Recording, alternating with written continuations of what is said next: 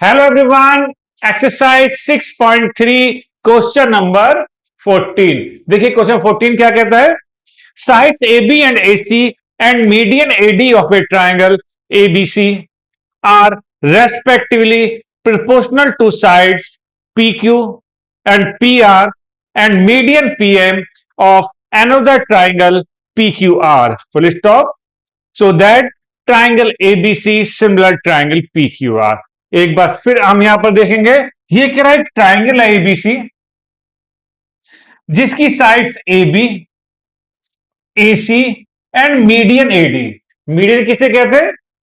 एक ऐसी लाइन जो ट्राइंगल के वर्टेक्स से चले और बेस के साथ मिड पॉइंट पर मिल जाए, यानी बेस के मिड पॉइंट पर जाके मिले, दैट इज मीडियन। यानी एक ट्राइंगल एबीसी जिसमें AB है, AC है, दो साइड ही हो गई, और एक मीडियन AD है। आगे क्या कह रहा है? Of triangle ABC are respectively proportional to side PQ, respective मतलब सीक्वेंस वाइज, यानी AB क्योंकि प्रोपोर्शनल में दिया हुआ है, यानी AB अपॉन PQ, और AC का पार्टनर हुआ PR, AC अपॉन PR, ठीक, प्रोपोर्शनल है। एंड मीडियन AD किसके प्रोपोर्शनल है? PM के, यानी AD अपॉन PM, ठीक। यानी दो ट्राइंगल आपके पास ABC और PQR, जिसमें AB, AC, AD are respectively proportional to PQ, PR and PM। यहां पर AD मीडियन है जो D मिड पॉइंट हो गया BC का, और यहां PM मीडियन है, इसका M मिड पॉइंट हो गया QR का। दिया हुआ सीक्वेंस वाइज, तो प्रूफ करना है ये दो ट्राइंगल सिमिलर होंगे, ठीक। तो सिमिलर होंगे तो कैसे प्रूफ करना है, अब देखिए आगे।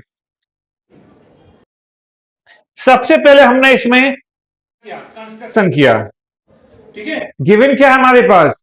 गिवन तो ट्राइंगल एबीसी है और PQR है, और हमें कंस्ट्रक्शन क्या कि draw DE parallel CA and draw S parallel RP। ये आप लिख दीजिएगा, draw DE parallel CA and draw S parallel RP। ये हमने कंस्ट्रक्शन किया है।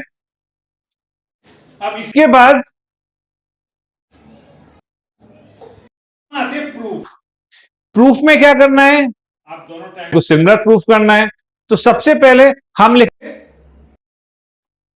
कि in triangle ABC, in triangle ABC की since AD is a median of triangle ABC, क्या लिखेंगे कि since AD is a median of a triangle ABC, so D is the midpoint of BC. So D is the midpoint of BC, है ना। D midpoint हो गया। जब D midpoint हो गया तो एक थ्योरम थी कि किसी भी ट्राइंगल में अगर ये लाइन इसके पैरेलल है, ठीक, ये लाइन इसके पैरेलल है, तो ये जो लाइन है वो सामने वाली लाइन के पैरेलल और हाफ होती है ना। ये प्रॉपर्टी थी, ठीक है। तो हमने लिखा D the mid point of BC। तो ये किस कारण हुआ? क्योंकि AD मीडियन था, है ना। और हमने कंस्ट्रक्शन क्या किया है? हमने कंस्ट्रक्शन किया है DE पैरेलल CA या AC। अब थ्योरम है converse of mid point theorem. Converse of mid point theorem क्या कहती है? Converse of mid point theorem आपसे ये कहती है कि अगर कोई ट्राइंगल है, अगर कोई ट्राइंगल है और ये लाइन इसके पैरेलल है, ये लाइन इसका पैरेलल है और ये मिड पॉइंट दिया हुआ है, तो converse of mid point theorem से ये भी इस लाइन का मिड पॉइंट हो जाएगा। तो क्या लिखेंगे कि सिंस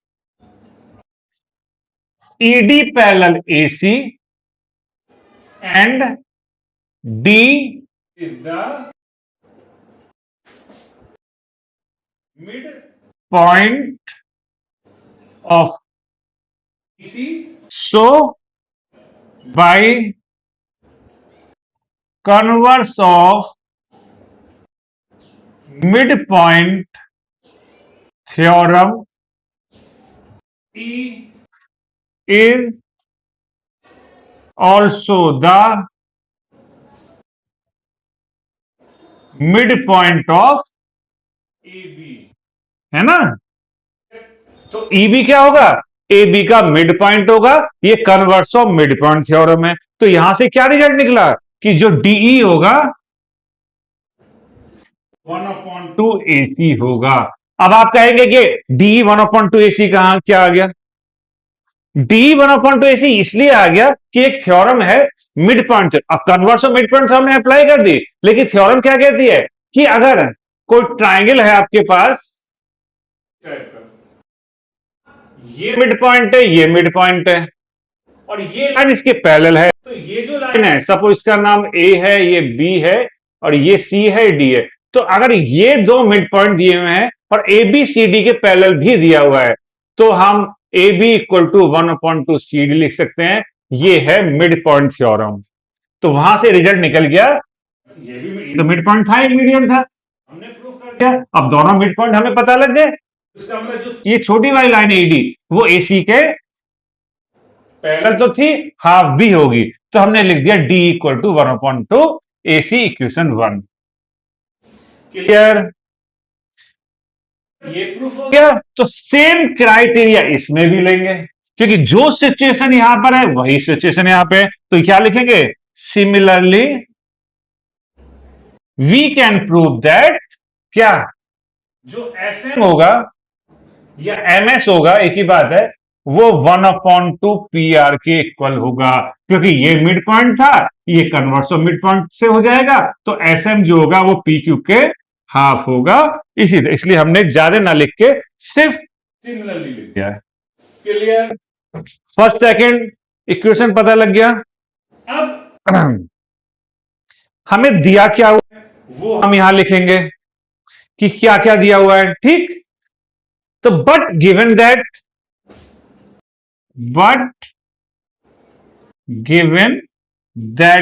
क्या दे रखा कि ए बी ए सी और ए डी पी आर और पीएम ये प्रोपोर्शनल है।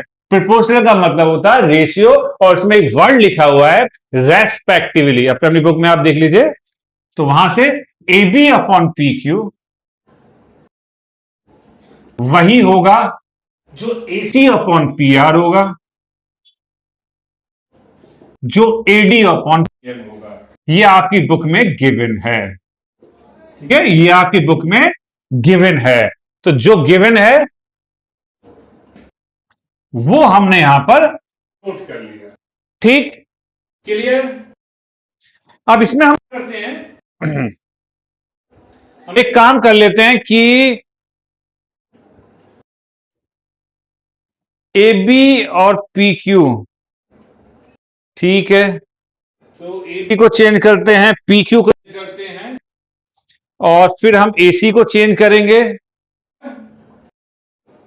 एसी के बाद पी आर को। तो एक काम कर लेते हैं कि हम ए बी को तो 2A ही लिख देते हैं यहां पर। क्यों लिख देते हैं भाई, ई मिड पॉइंट है, आपने प्रूफ किया था, जितना ए उतना बी। तो मैं क्या करूं, ए बी लिख दूं, ए प्लस ई बी लिख दूं, या 2B लिख दूं, या 2A लिख दूं, बात तो एक ही है। जब आपने ये ई मिड पॉइंट प्रूफ कर दिया है, तो ए बी को 2AE लिख सकता हूं, क्योंकि ए बी का मतलब है AE प्लस EB, और EB किसके इक्वल है, या बी किसके इक्वल है, AE के। तो ए बी को हमने यहां 2A लिख दिया, और PQ को हमने क्या लिखा, देखिए PQ कहां पर है, PQ को हमने 2PS लिख दिया। सेम एज यहां पर आ जाइए, D इक्वल टू 1/2AC है, तो आपका D क्या है, AC अपॉन 2 है, कर दीजिए क्रॉस मल्टीप्लाई, तो AC इक्वल टू कितना हो गया, 2DE हो गया।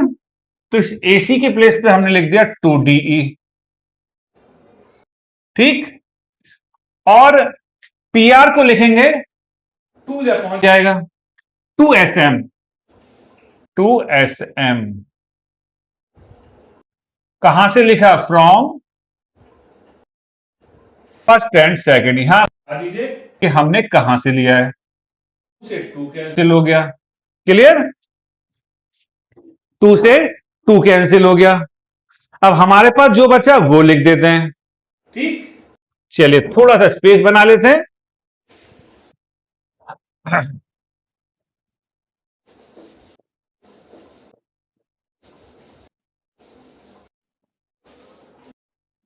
अब हमारे पास सिचुएशन आई A E upon P S DE upon S M AD upon P L. ये इक्वेशन हम 4 मान लेते हैं। ठीक है, जहां नीड होगी कर देंगे। ठीक, तो ये जो आपकी सिचुएशन आई, यहां से हम एक काम कर सकते हैं। तो अगर हम ध्यान से देखें,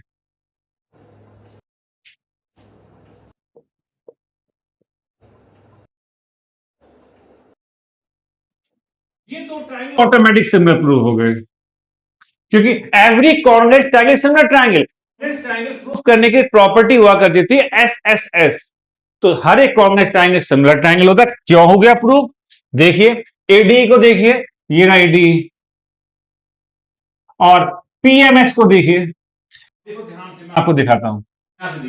ए ओपन पीएस लिखा है, फर्स्ट और थर्ड लिया, फर्स्ट और थर्ड लिया, यानी जो सीक्वेंस सिमिलर में क्या बताया था मैंने, जो सीक्वेंस एक ट्रायंगल में लिया, जो भी क्राइटेरिया वही इसमें होना चाहिए, तब वो प्रॉपर्टी को फॉलो करेगा। फर्स्ट थर्ड अपन फर्स्ट थर्ड, क्लियर?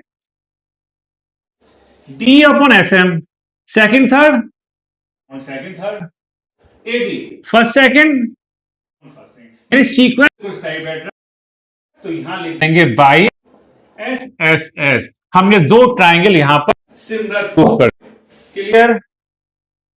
अब दो ट्रायंगल सिमिलर प्रूफ हो गए। जब दो ट्रायंगल सिमिलर प्रूफ हो गए तो उसके करस्पॉन्डिंग एंगल भी इक्वल होते हैं। ठीक है, जब ट्रायंगल सिमिलर है तो उसके करस्पॉन्डिंग एंगल भी इक्वल हो जाते हैं।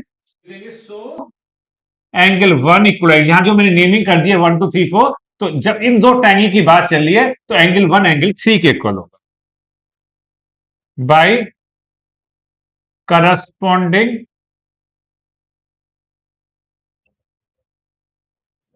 Angles of similar triangles. Yes, यहां से हमने ये लिख दिया।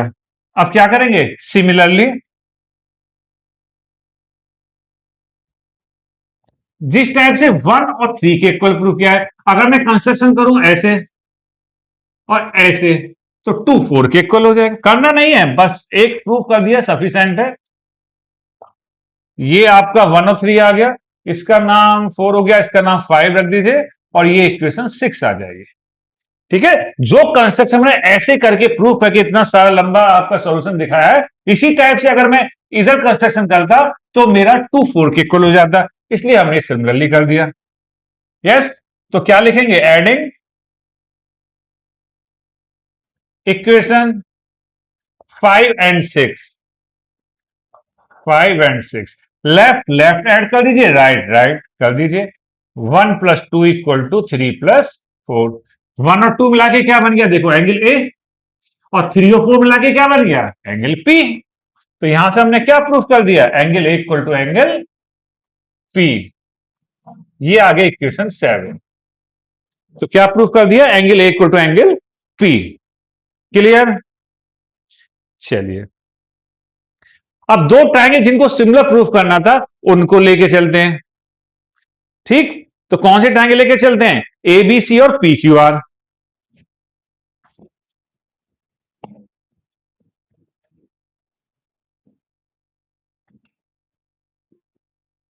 इन ट्रायंगल ए बी सी